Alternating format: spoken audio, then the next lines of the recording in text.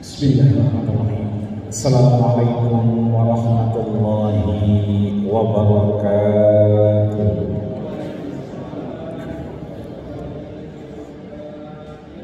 Alhamdulillah. Alhamdulillahil qa'il. Innama ya'muru masajid Allah man amana billah wal yawmil akhir wa aqama as-salah wa ata az-zakah falam yakhsha illallah fa'asa ulaika an yakunu minal muhtadin. Asyhadu an la ilaha illallah wahdahu la syarika lah wa asyhadu anna sayyidana Muhammadan abduhu wa rasuluhu la nabiyya ba'da. Amma ba'du. Syukur alhamdulillah di malam hari ini, malam ke-13, status kita sudah berubah. Kalau tadi sebelum azan maghrib yang bapak-bapak shaimin, ibu-ibu shaimat, begitulah kita ketika beribadah selalu butuh status.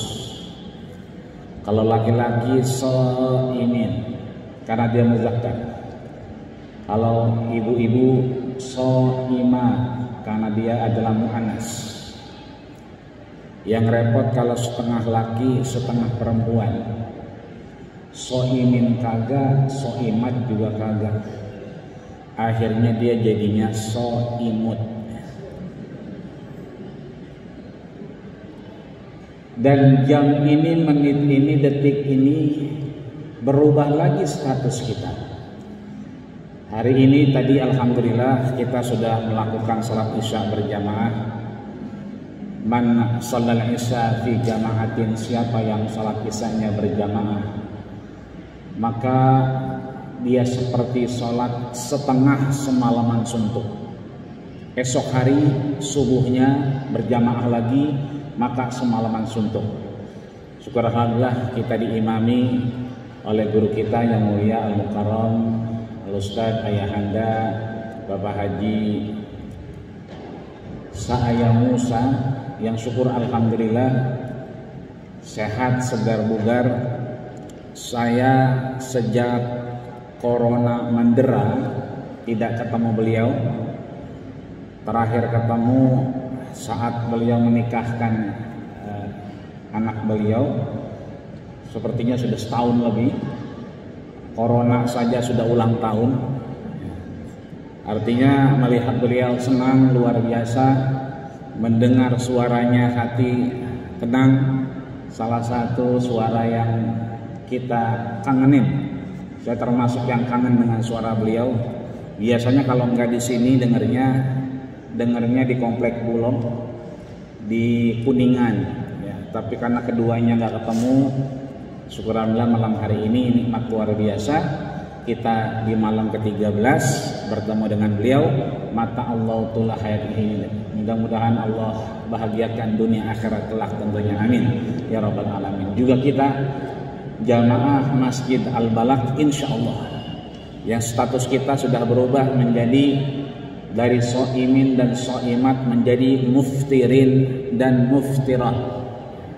Sebentar lagi, 10 menit lagi, kita akan berubah status kita menjadi qaimin dan qaimat. Maka 12 malam telah berlalu, 12 hari puasa sudah berganti. Rasanya cepat betul. Kita masih kangen kalau tahun kemarin kita tidak boleh beraktivitas kecuali dari rumah, beribadah dari rumah, bekerja dari rumah, bahkan Ramadan terasa hilang. Alhamdulillah tahun ini Allah berikan anugerah luar biasa, kita bisa beribadah kembali meskipun dengan pakai masker, walaupun kadang-kadang pakai maskernya suka berbeda-beda madhab ya. Madhab pertama biasanya begini, madhab kedua kadang-kadang begini, kadang-kadang lupa udah di leher kelipat-lipat, kadang-kadang juga lupa ya. Begitu ngantuk dikit di bawah punan ganti gitu. apapun madhabnya, cara pakai masker kita, sholat dengan physical distancing, masih ada hand sanitizer, kita diingetin. Itu kata Rasul, al-ibadatu fil haraj, beribadah dengan segala keterbatasan, harus physical distancing, harus pakai masker, ribet, harus cuci tangan, ribet, tapi itulah haraj, harus dibatasi. Kata Rasul, kahijratin ilayya, pahalanya sama dengan aku hijrah. Maka mudah-mudahan tidak ada yang memberatkan, tidak ada yang menyusahkan, karena Rasul 14 abad yang lalu sudah mengajarkan kita, kalau pindah tempat, kalau bangun tidur, pindah suasana, fala tadri nafsun aina batat yadahu. Kita nggak pernah tahu tangan ini dia ngapain, megang apa. Rasul melarang kita pindah tempat untuk pegang sesuatu. Makanya Rasul ngajarin kita untuk tohara, bersuci, dawamul wudu. Agar apa? Agar kita terus bersih di hadapan Allah Subhanahu wa ta'ala. Maka bukan hanya bersih secara fisik, bukan hanya bersih secara zahir, tapi kita ingin bersih secara batin. Kenapa demikian? Karena memang Ramadan ini, mohon maaf, kayaknya baru kemarin kita mendengar DMI membolehkan kita untuk melakukan ibadah di masjid kembali.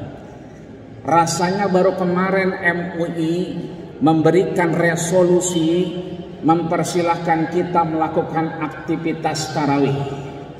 Rasanya baru kemarin gubernur bilang silahkan buka puasa bersama, yang penting kemudian jaga protapnya. Tapi sudah 12 hari hilang, hampir setengahnya kita kehilangan. Kita tidak mau kemudian hanya bersih secara fisik pakai masker, physical distancing, pakai hand sanitizer, tapi kita mau bersihnya lahir batin. Nah, bagaimana bisa lahir batin kita bersih? Al-Imam Syekh Muhammad Abduh, seorang ulama kenamaan Mesir, tentunya nama ini tidak asing buat kita. Beliau banyak menorehkan kitabnya, di antaranya ada Tafsir Al-Mannar. Kalau kita Ramadannya dalam keadaan haraj, keterbatasan, pastinya kita bersih lahirnya. Bagaimana dengan batin kita agar bersih juga? Beliau memberikan satu pemahaman, wa fi anfusikum afala tubsirun. Dalam diri kita lah kesucian, kebersihan lahir dan batin. Afala tubsirun, apakah kalian tidak mencermatinya? Apakah kalian tidak memperhatikannya? Apakah kalian tidak mengamatinya? Maka orang-orang yang bersih lahir batin, ditinggalkan Ramadannya Allah Subhanahu wa ta'ala, menurut Syekh Muhammad Abduh mendapatkan predikat Ainul Basirah. Dia memiliki Ainul Basirah. Apa itu Ainul Basirah? Mata yang mampu mencermati, mata yang mampu mengamati, mata yang mampu melihat diri kita di hadapan Allah Subhanahu wa ta'ala. Makanya orang-orang tasawuf punya metode. Kalau kita ingin diampuni Allah Subhanahu wa ta'ala, dosa-dosa kita yang telah lalu digugurkan Allah Subhanahu wa ta'ala, salah hilaf kita baik disengaja maupun tidak ingin digugurkan Allah Subhanahu wa ta'ala, orang-orang tasawuf mengajarkan kita kenali diri kita dahulu, baru kenal Allah Subhanahu wa ta'ala. Jangan pernah kita mau kenal Allah kalau kita belum mengenal diri kita. Maka kenalilah diri kita, niscaya kita mengenal siapa Tuhan kita. Pahami diri kita, maka niscaya Allah akan memperkenalkan kepada kita. Man arafa nafsahu faqad arafa rabbah. Siapa yang kenal dengan dirinya, maka dia mengenal Allah Subhanahu wa ta'ala.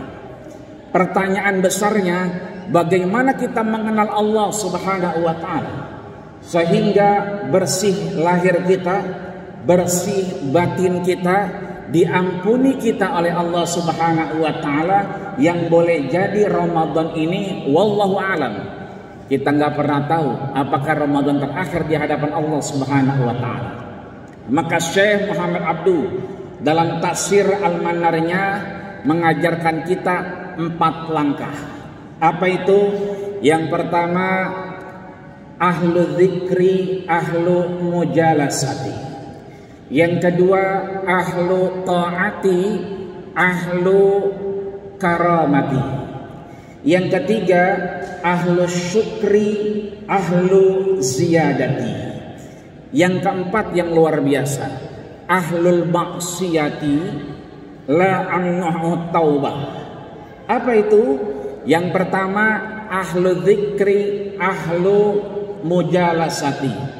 Orang-orang yang ingat Allah Subhanahu wa ta'ala, maka dia teman duduknya Allah Subhanahu wa ta'ala. Syekh Muhammad Abduh menulis wa nukiltu, bukan perkataan Muhammad Abduh ini. Beliau menukil dari hadis qudsi yang disampaikan baginda kita Rasulullah sallallahu alaihi wasallam, bahwa ini maknanya dari Allah, lafadznya dari Rasul, dan bukan perkataan Syekh Muhammad Abduh. Beliau menukil dari al-ahadis al-qudsiyah, hadis qudsi baginda kita Rasul. Artinya yang nyebut Allah, orang-orang yang ingat Allah, dia itu teman Allah. Bagaimana ingatnya? Kayak kita nih, qiyamau wa qu'udan, diri maupun duduk, wa ala junubihim, ya maupun rebahan. Makanya nanti kita ditanya, ainal ladina tatajafa junubuhum 'anil madaji. Mana hamba-hambaku yang tatajafa di junubuhum, lambungnya jauh, 'anil madaji, daripada tempat tidurnya. Mana umatku, mana hambaku yang lambungnya jauh dari tempat tidurnya. Ini kita dekat gak sama tempat tidur lambung kita? Jauh ya. Mudah-mudahan kita termasuk di dalamnya, amin. Karena di luar sana juga banyak orang-orang yang lambungnya jauh dari tempat tidurnya. Lagi pada ngapain? Lagi gol, lagi ngelihat big match. Apa yang dilihat? Persija lawan Persib. Kan sama, tatajafa junubuhum, bahwa lambungnya jauh dari tempat tidur. Makanya kata Rasul, fayakumuna, mereka nanti dibangkitkan Allah Subhanahu wa ta'ala. Akan tetapi fahum qalil, sayang sekali cuma sedikit. Yang kedua, ahlu taati, ahlu karamati. Kita taat patuh kepada Allah, maka insya Allah kita dimudahkan Allah karamah, maunah, keringanan terhadap problematika hidup kita.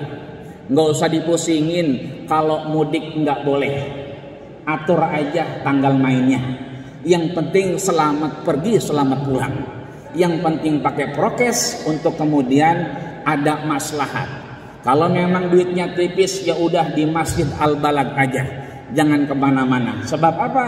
Karena kita ingin betul bertemu Allah Subhanahu wa ta'ala sesuai doa imam kita, Allahumma khtimna bi husnil khatimah. Yang ketiga, ahlu syukri, ahlu ziyadati, orang yang bersyukur ditambahkan nikmatnya. Surat Ibrahim ayat 7 bukan sembarangan surat. Kita bersyukur ditambah. Akan tetapi wa id ta'adzana rabbukum, kadang-kadang kita lupa anugerah yang Allah berikan. Maka mudah-mudahan kita sampai kepada yang keempat, ahlul maksiyah. Orang-orang maksiat itu la amna'hu taubah, tidak dilarang untuk bertaubat. Fala ubali, aku nggak peduli meskipun hidupnya berlumuran dengan dosa. Yang penting di akhir dia bisa mengingat Allah Subhanahu wa ta'ala. Mudah-mudahan Allah berikan kesempatan panjang umur kita, manfaat untuk taat kepada Allah Subhanahu wa ta'ala.